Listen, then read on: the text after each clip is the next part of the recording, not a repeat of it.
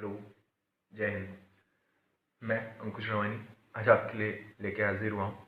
एक Indian constitution topic है जो एमपी बोर्ड से चैप्टर नंबर 12 सिविक्स का चैप्टर है। ओके, सो आज हम डिस्कस करेंगे इंडियन कॉन्स्टिट्यूशन के बारे में कि इंडियन कॉन्स्टिट्यूशन क्या है, कैसे आया, किसने तैयार किया, क्यों ज़रूरत पड़ी। ओके, सो अब इसका पहले तो हम ये देख लेते कि कॉन्स्टिट्यूशन है क्या, क्यों ज़रूरत पड़ी, है कि नहीं। अब जैसे कि हमें पहले से ही पता है कि हमारे देश में पहले मोनार्की सिस्टम था। मोनार्की सिस्टम मतलब राजतंत्र।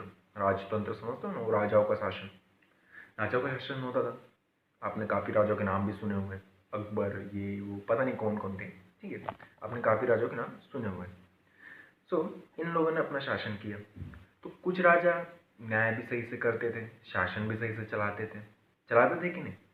लेकिन कुछ राजा होते थे अपने मन के मालिक, न्याय अपने हिसाब से करते थे, शासन अपने हिसाब से। जनता पे जो या फिर जो उनके जो लोग रहते थे, उनके जो एक कह सकते हैं ना टेरिटरी, मतलब उनका जो एक क्षेत्र होता था, उसमें जो लोग रहते थे उस पर सही ढंग से लोग शासन नहीं करते थे। ये चीज़ कह सकते हैं हम लोग। सो तो सही ढंग से न्याय ना होना, जनता के साथ सही से बिहेव न करना, व्यवहार न करना, है कि नहीं। तो जनता क्या चाहती है कि भैया उनके साथ अच्छे से व्यवहार हो, उन्हें सुख सुविधा मिले, है, उनके साथ सही ढंग से न्याय हो। तो ये सब चीज़ें उस समय जब अंग्रेज आए, उन्होंने हमारे ऊपर 200 साल राज किया। तो उस समय की हमारी जो भारतीय सरकार थी, उनको महसूस हुआ कि हमारे देश को चलाने के लिए एक सही ढंग से कुछ एक तरह से कह सकते सिस्टम बनाना चाहिए। अब उस सिस्टम बनाने के लिए भी कुछ तो लगेगा ना।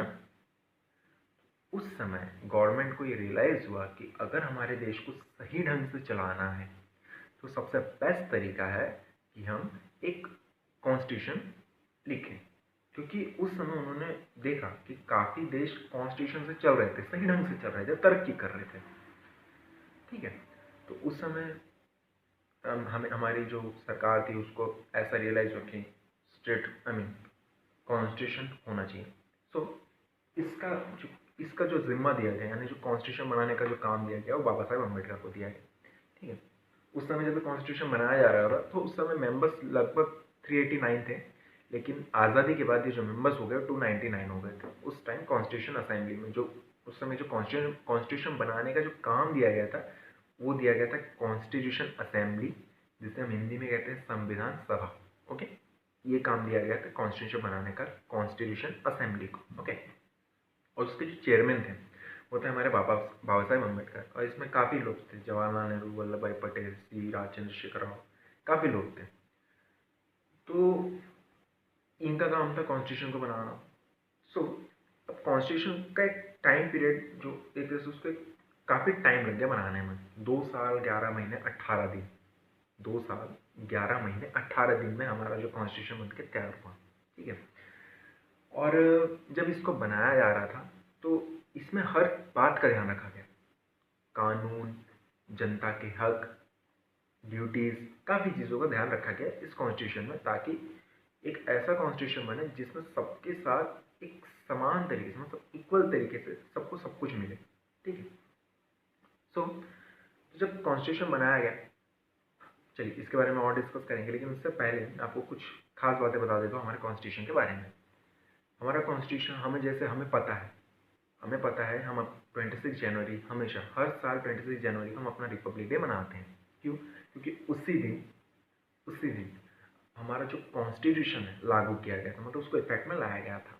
ओके, 26 जनवरी 1950 को। बट उसके कुछ आर्टिकल्स को, इन जो हमारे जो कॉन्स्टिट्यूशन में कुछ आर्टिकल्स हैं, जिसमें उनमें से कुछ आर्टिकल्स को, जैसे 5, 6, 9, ये कुछ आर्टिकल्स थे, इसको 26 नवंबर 1949 को लागू किया गया।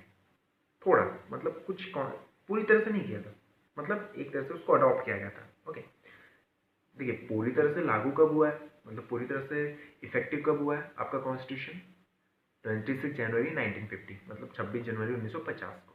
लेकिन इसको थोड़ा बहुत, जैसे थोड़ी बहुत लागू करना, मतलब अडॉप्ट किया गया था 26 नवंबर 1949 को।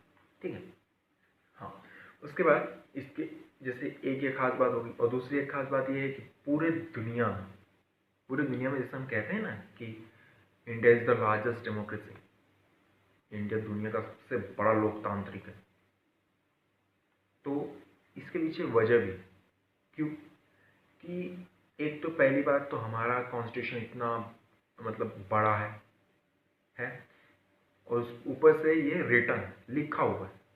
बाकी कुछ कंट्रीज ऐसे हैं जिनका लिखा हुआ नहीं है, ठीक है, लेकिन हमारा कॉन्स्टिट्यूशन कैसा है, लिखा हुआ है। और ये सिर्फ ऐसा नहीं कह सकते हमने ये खुद बनाया, नहीं, कॉन्स्टिट्यूशन जो है पूरी तरह से खुद, मतलब हमने अपने खुद सोच विचार करके नहीं बनाया। इनमें से कुछ पॉइंट्स हैं जो हमने बाकी कंट्रीज से उठाया है, जैसे यूएस, यूके, काफ़ी जगह से हमने काफ़ी चीज़ें उठाई हैं जो हमारे कॉन्स्टिट्यूशन में दिखेगा आपको, ठीक है। तो मैं आपको उस चीज़ के बारे में थोड़ा बहुत बता देता हूँ। जैसे देखिए, यूएस से लिया गया है concept of single citizenship. Okay, concept of single citizenship मतलब एकहरी नागरिकता। इसका मतलब देखिए क्या होता है, जैसे फॉर एग्जांपल मैं इंडिया का आदमी हूँ तो मुझे लोग क्या कहेंगे, Indian, you are Indian. Okay, अगर मान लीजिए मैं 2 दिन के लिए पाकिस्तान में चला जाऊँ तो क्या मैं पाकिस्तानी हो जाऊँगा? नहीं ना, मेरी सिटीजनशिप कौन सी रहेगी, एक ही रहेगी। कौन सी रहेगी, इंडियन है। अब मान लीजिए कि कोई पाकिस्तान का आदमी इंडिया में आना चाहता है, इंडिया में आके रहना चाहता है, ठीक है, लेकिन वो बोलेगा कि नहीं, मैं पाकिस्तान का तो सिटीजन हूँ, मुझे इंडिया की भी सिटीजनशिप दो, लेकिन वो गवर्नमेंट मानेगी? नहीं, गवर्नमेंट का ही कॉन्स्टिट्यूशन ही हक नहीं देता। कॉन्स्टिट्यूशन यही कहता है कि अगर आप इस देश में रहते हो तो आपको सिर्फ एक ही नागरिकता मिलेगी, एक ही सिटीजनशिप। आप लोग कई फॉर्म वगैरह भरते हो, जब फॉर्म भरते हो तो आपने देखा होगा वहाँ पे नेशनलिटी लिखा होता होगा, कहीं पे नेशनलिटी में आप लोग क्या लिखते हो, इंडियन लिखते हो ना, वही है। हाँ, ऐसा तो नहीं कि इंडियन स्लैश फिर पाकिस्तानी, ऐसा तो कोई नहीं लिखता ना। क्यों लिखेंगे, हम इंडियन है तो इंडियन लिखेंगे। सो इसका मतलब ये है कि आपको सिंगल सिटीजनशिप किसके जरिए मिली, ये हक है आपका, किसके जरिए मिली आपको, ये आपको मिला है कॉन्स्टिट्यूशन के जरिए। और ये कहाँ से लिया गया है, यूके से। ओके, उसके बाद आपका रूल ऑफ लॉ, मतलब कानून के हिसाब से आपको चलना होगा, ये भी कहाँ से लिया गया आपका, यूके से। उसके बाद पार्लियामेंट गवर्नमेंट, कौन सी, पार्लियामेंट गवर्नमेंट, मतलब कि हमारे देश में जो पूरा शासन करने का जो सबसे ज़्यादा पावर्स होगी या फिर जो पूरी तरह से तो देश चलाने का जो जिम्मा होगा, पार्लियामेंट गवर्नमेंट के पास होगी, मीन्स कह सकते हो सेंट्रल गवर्नमेंट। ओके, उसके बाद काफ़ी चीज़ें ली गई, मैं इसका एक अलग से वीडियो आपको बना के दे दूंगा कि कहाँ से क्या क्या लिया गया। वैसे यूएस से देखिए क्या लिया गया, राइट्स जैसे अधिकार, आपका क्या क्या अधिकार है वो मैं आपको डिस्कस करके बता दूंगा। जैसे आपको एक एक अधिकार बता देता हूँ। आपने नोटिस किया होगा कि जैसे राइट टू एजुकेशन, ये आपका एक हक है। हक मतलब एक आपका एक अधिकार है, टोटल 6 अधिकार है, ठीक है, लेकिन मैं आपको एक के बारे में बता देता हूँ। सो राइट टू एजुकेशन में अब आप लोग को जैसे बोलते हैं, आपने देखा होगा जो गवर्नमेंट स्कूल्स होते हैं, गवर्नमेंट स्कूल्स के नीचे में कहीं पे लिखा रहता है, स्कूल चले हम, सर्व शिक्षा अभियान, 6 से 14 वर्ष तक के बच्चों को पढ़ाना एक कंपलसरी गवर्नमेंट का काम है, एक तरह से पूरा कंपलसरी। क्यों, क्योंकि ये आपका हक है, ये आपका हक है, ठीक है। तो एजुकेशन आपके लिए सबसे इम्पॉर्टेंट चीज़ है, ये हक है। सो इस बारे में भी आपका कहाँ पे कहा गया है, कॉन्स्टिट्यूशन में बताया गया है। आपके काफ़ी राइट्स है, मतलब काफ़ी अधिकार है, मैं उसके बारे में आपको बता दूंगा अलग से वीडियो में।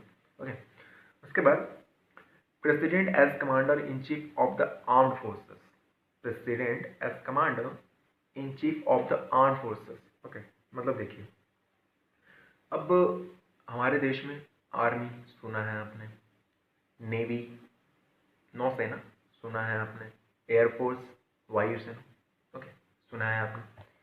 सो इनका जो चीफ मतलब जो इनका मेन हेड होगा वो हमारा प्रेसिडेंट होगा। ये कहाँ से आई बात, आपने सुना भी है कि इन तीनों जो तीनों चीज़ें होती हैं, इनका जो चीफ होता है वो कौन होता है, हमारा प्रेसिडेंट होता है। कहाँ से सुना है आपने, कॉन्स्टिट्यूशन में कहा है तभी तो आपने सुना है। सो ये वाली बात, यानी ये आर्मी, नेवी, एयरफोर्स, इनका जो चीफ होगा, यानी आर्म्ड फोर्सेस का जो चीफ होगा, कमांडर होगा, वो ये लिया गया है यूएस से, ये यूएस से उठाया गया है, ये भी एक, ठीक है। उसके बाद आयरलैंड से लिया गया आपका directive principle of state policy. Directive principle of state policy means राज्य के नीति निर्देशक तत्व। ओके, इसके बारे में भी आपको अलग से नेक्स्ट कॉन्सेप्ट में बताऊंगा। अभी तो फिलहाल मैं आपको इंट्रोडक्शन दे रहा हूँ इस टॉपिक के बारे में। Okay, Australia, freedom of trade between states, मतलब आपका ये कह सकते हो कि आप जैसे मान लीजिए मैं अभी मध्य प्रदेश में, महाराष्ट्र मेरा पड़ोसी स्टेट है। मान लीजिए मध्य प्रदेश में सोयाबीन बहुत होता है, ठीक है। अब सोयाबीन हो रहा है तो क्या वो सोयाबीन से इधर ही बेचेगा, मध्य प्रदेश में ही बेचेगा यहाँ का किसान? नहीं। अब मान लीजिए वो अपना सोयाबीन कहाँ जाके बेच सकता है?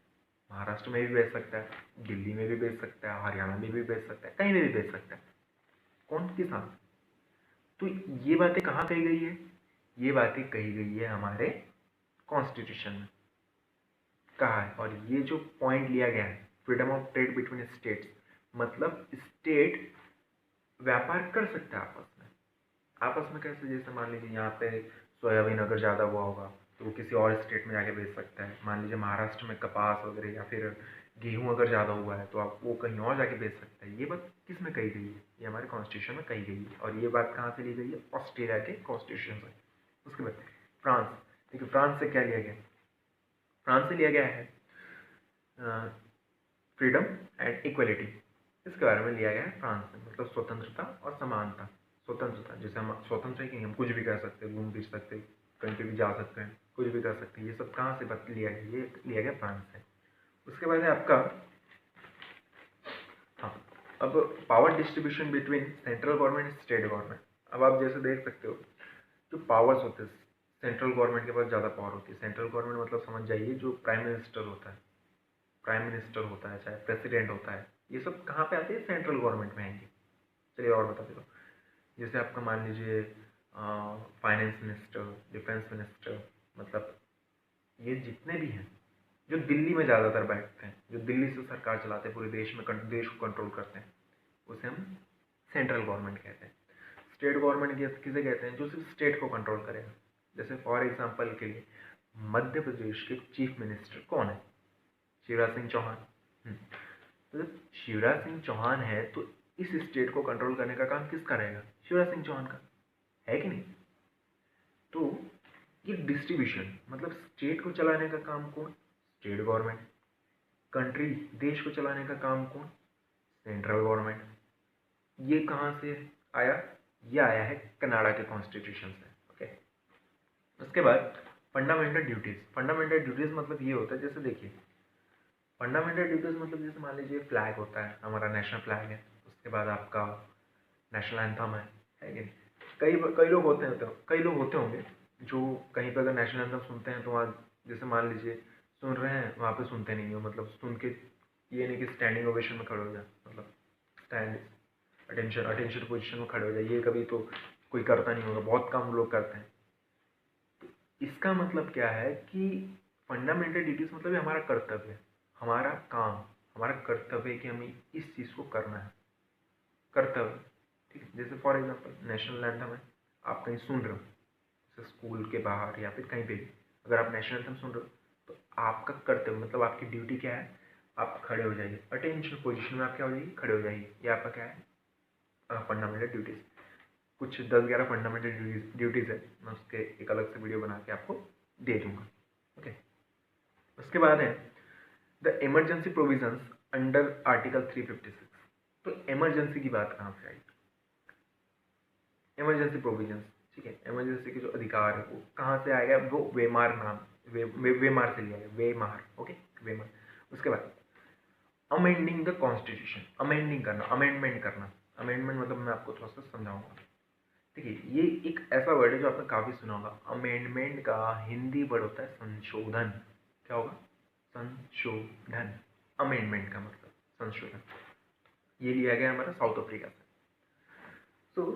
तो आपने देखा होगा, आप सुनते होंगे सरकार ने 42वां संशोधन किया, सरकार ने 100वां संशोधन किया, अमेंडमेंट किया, है कि? इसका मतलब ये होता है कि जैसे मान लीजिए कि किसी आर्टिकल में, आर्टिकल के बारे में आपको थोड़ा सा भी बता दूंगा। मान लीजिए कि कॉन्स्टिट्यूशन में कहीं पे भी किसी आर्टिकल में, ठीक है, आर्टिकल में कोई बात कही गई है, ठीक है, और उसी से रिलेटेड कोई बात, अगर मान लीजिए वो आर्टिकल से किसी को कुछ नुकसान हो रहा है या फिर उसको कुछ गलत लग रहा है, तो सरकार कुछ प्रोसेस के ज़रिए उसमें चेंज करना थोड़ा बहुत, उसको कहते हैं अमेंडमेंट। मतलब कॉन्स्टिट्यूशन में, मतलब संविधान में थोड़ा सा चेंज करना, उसे कहते हैं अमेंडमेंट। Okay, clear? अमेंडमेंट में संशोधन, यानी कुछ अगर मान लीजिए थोड़ा सा कुछ गलत लग रहा है कॉन्स्टिट्यूशन में, तो उसमें थोड़ा सा चेंज कर देगी गवर्नमेंट, जिससे उसमें काफ़ी चीज़ सही हो जाएगी, उसी को अमेंडमेंट कहा जाता है। ठीक है, और अभी तक इंडिया में, ठीक है, 104 के आसपास अमेंडमेंट हो चुके हैं। कितने? 104 के आसपास अमेंडमेंट हो चुके हैं। ठीक है, और लास्ट अमेंडमेंट आपका 25 जनवरी 2020 यानी 25 जनवरी 2020 को किया गया था। ठीक है, उसके बाद आपका अब कॉन्स्टिट्यूशन की कुछ ब्रांचेस हैं। कॉन्स्टिट्यूशन की कुछ ब्रांचेस, जैसे कि मान लीजिए 3 ब्रांचेस हैं, मान लीजिए क्या है 3 ब्रांचेस, जैसे executive, okay, legislature, okay, and judiciary. इन तीनों का अपना अपना काम है।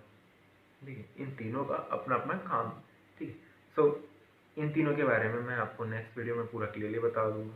सो मैं एक बार रिपीट कर देता हूँ कि हमारा इंडियन कॉन्स्टिट्यूशन जो इफेक्टिव में लाया गया, वो लाया गया है आपका कब? 26 जनवरी 1950, ओके, 1950। और कॉन्स्टिट्यूशन के, आई मीन कॉन्स्टिट्यूशन असेंबली के चेयरमैन कौन थे? तो डॉक्टर बाबा साहेब अम्बेडकर। ठीक है, उसके बाद काफ़ी चीज़ें मैं आपको फेडरलिज्म, यूनियन, ये सब चीज़ों के बारे में बताऊंगा नेक्स्ट कॉन्सेप्ट में। ओके, सो और जो भी आपका कॉन्सेप्ट रहेगा या फिर कोई डाउट रहेगा, सो आप मुझे कमेंट सेक्शन में बता दीजिएगा, मैं उस चीज़ को आपको क्लियर कर दिया करूँगा। ये जस्ट बेसिक था कि बस मैं आपको इंडियन कॉन्स्टिट्यूशन का जस्ट बेसिक कॉन्सेप्ट बता रहा था। ठीक है, ओके, थैंक यू।